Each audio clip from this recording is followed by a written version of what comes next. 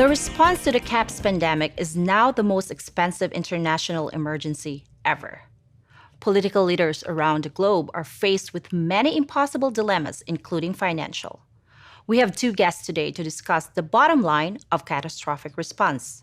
First up is economist Dave Gamble. Are we out of money? The best way to answer that is no, we are not out of money.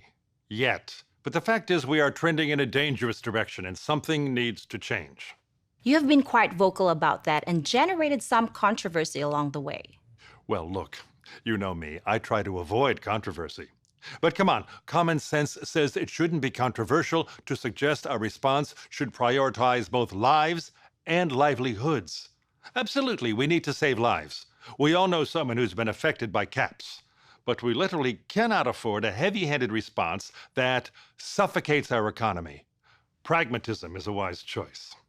I mean, what exactly are the risks and benefits of slowing air travel, of staying home from work, closing schools, disrupting supply chains, interfering with our reliable channels of communication and news?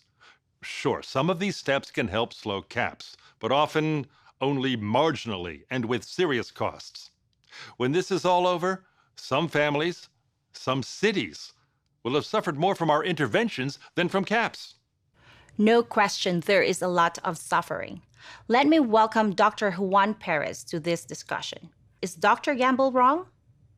Actually, in a way, we agree. Responders, whether international organizations, governments, or even employers and families, each are weighing risks and benefits. And there is not a one-size-fits-all approach, as there are different appetites for risk. What I will say, in my mind, our response should aim to protect every life we can. Of course it should be. But let's be frank, letting the global economy slow to a halt puts lives at risk. Yes, but there does need to be a balance.